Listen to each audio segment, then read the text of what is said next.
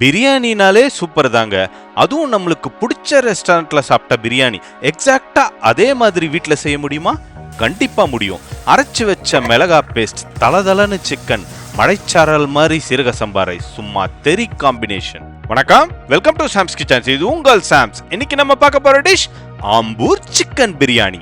வாங்க ரெசிபிக்குள்ள போகலாம். காஞ்ச மிளகாவை சுடுதண்ணில ஒரு 15 நிமிஷம் ஊற வச்சு மிக்சியில போட்டு ஒரு பேஸ்ட் மாதிரி அரைச்சு எடுத்துக்கங்க.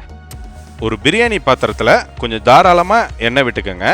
எண்ணெய் சூடானதும் பட்டை, லவங்கம், ஏலக்காய் இது மூணுத்தையும் போட்டு லைட்டா வதக்கி விடுங்க. இப்ப 5 மீடியம் சைஸ் வெங்காயம் இந்த மாதிரி நல்லா மெல்லிசா வெட்டிக்கங்க. அப்பதான் பிரியாணிக்கு நல்லா இருக்கும். இதை ஒரு நிமிஷம் போல லைட்டா வதக்கி விடுங்க. இந்த ஸ்டைல் பிரியாணிக்கு பூண்டு பேஸ்ட் முதல்லயே போட்டுருவாங்க. 2.5 ஸ்பூன் ஃப்ரெஷ்ஷாக அரைச்ச பூண்டு பேஸ்ட் இதில் போட்டுக்கோங்க. அதை லைட்டாக வதக்கி விடுங்க. உப்பு போட மறந்துட்டேன். இப்போ 1 ஸ்பூன் உப்பு இந்த ஸ்டேஜ்லேயே போட்டுக்கோங்க. அப்போ தான் அந்த வெங்காயமும் பூண்டும் நல்லா அது கூட சேர்ந்து வதங்கும். இப்போ பாருங்கள், வெங்காயம் நல்லா வதங்கிடுச்சு. இப்போ 2 ஸ்பூன் ஃப்ரெஷ்ஷாக அரைச்ச இஞ்சி பேஸ்ட். இப்போ அதையும் ஒரு 2 நிமிஷம் நல்லா வதக்கி விடுங்க. நம்ம ஏற்கனவே அரைச்சி வச்சிருந்தோம் பார்த்தீங்களா மிளகா பேஸ்ட், அதில் ஒரு 2 ஸ்பூன் போட்டுக்கோங்க. இந்த பிரியாணிக்கு நம்ம வேற எதுவும் மசாலா பொடியெலாம் ஆட் பண்ண மாட்டோம். இந்த மிளகா பேஸ்ட் மட்டும்தான். பார்த்தீங்களா, என்ன ஒரு சூப்பர் கலரில் மாறிடுச்சு.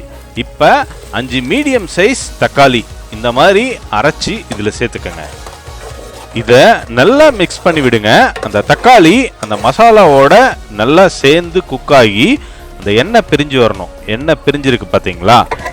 இந்த ஸ்டேஜில் 1 கிலோ சிக்கன் ஆட் பண்ணிக்கோங்க. இந்த மசாலா சிக்கனில் நல்லா படுற அளவுக்கு அதை நல்லா புரட்டி விட்டுக்கோங்க. இது கூட 2 ஸ்பூன் தயிர் ஆட் பண்ணிக்கோங்க. 1 ஸ்பூன் உப்பு ஆட் பண்ணிக்கோங்க. நம்ம ஏற்கனவே 1 ஸ்பூன் உப்பு இனிஷியலாக ஆட் பண்ணோம். இப்போ இன்னொரு ஸ்பூன் உப்பு. எல்லாத்தையும் நல்லா மிக்ஸ் பண்ணிடுங்க. மூடி போட்டு மீடியம் ஃப்ளேமில் ஒரு 5 நிமிஷம் குக் பண்ணுங்க. இப்போ பார்த்தீங்கன்னா லைட்டாக தண்ணி விட்டுருக்கோம். 1 பவுல் மல்லி இலை, 1/2 பவுல் புதினா இலை இது 2த்தையும் போட்டுக்கோங்க. புதினா இந்த பிரியாணிக்கு கொஞ்சம் கம்மியாக தான் போடணும்.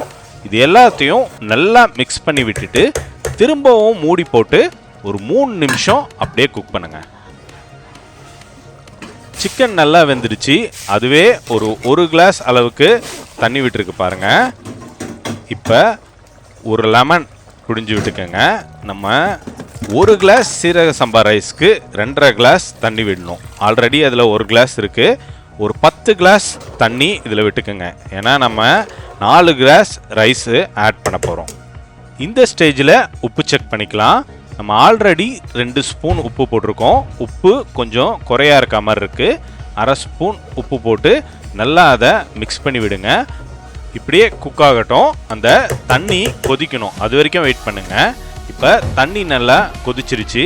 நம்ம ஆல்ரெடி 4 கிளாஸ் சீரக சம்பா ரைஸ் ஒரு 30 நிமிஷம் தண்ணியில் ஊற வச்சுருப்போம். அதை இதில் ஆட் பண்ணிக்கலாம். தண்ணியும் ரைஸும் ஒரே லெவலுக்கு வரணும், அது வரைக்கும் குக் ஆகணும். இப்போ நம்ம செக் பண்ணிக்கலாம். தண்ணியும் ரைஸும் பாருங்கள் ஒரே லெவலுக்கு வந்துடுச்சு. இந்த ஸ்டேஜில் தம் போடுறதுக்கு ரெடி ஆயிடுச்சு. ஸ்டவ்வை லோ ஃப்ளேமில் வச்சு உங்கள் வீட்டில் எதனா பழைய தோசைக்கல் இருந்ததுன்னா அதை வச்சு அதுக்கு மேலே இந்த பிரியாணி பாத்திரத்தை வச்சுருங்க. மழைச்சாரல் மாதிரி மல்லி இலையை தூவி மூடி போட்டு 20 நிமிஷம் அப்படியே குக் பண்ணுங்க. அப்புறம் ஸ்டவ்வை ஆஃப் பண்ணி 10 நிமிஷம் ரெஸ்ட் விடுங்க. அவ்வளவுதாங்க, சுட சுட கம கமன்னு ஆம்பூர் ஸ்டைலில் ஒரு சிக்கன் பிரியாணி. எக்ஸாக்டா நீங்க ரெஸ்டாரண்ட் ஸ்டைலில் எப்படி சாப்பிட்டீங்களோ அதே மாதிரி இருக்கும். பாருங்க எவ்வளோ ஒரு சூப்பரான டெக்ஸ்சர்ல வந்திருக்கு. நீங்களும் இதே ப்ராசஸ் கரெக்டான இன்கிரீடியன்ட்ஸ் யூஸ் பண்ணி பண்ணீங்கன்னா எக்ஸாக்டா இதே மாதிரி ஆம்பூர் ஸ்டைல் சிக்கன் பிரியாணி நீங்களும் உங்க வீட்டில் செஞ்சு உங்க ஃபேமிலியில் இருக்க எல்லாரையும் அசத்தலாம். இந்த மாதிரி யூனிக் டிஷ்ஷஸ்க்கு நம்ம சேனலை ஃபாலோ பண்ணுங்க, மறக்காம சப்ஸ்கிரைப் பண்ணுங்க. இதை நீங்களும் ட்ரை பண்ணுங்க, சப்ஸ்கிரைப் பண்ணுங்க, கமெண்ட்ஸ் பண்ணுங்க. See you next delicious dish. நன்றி, வணக்கம்.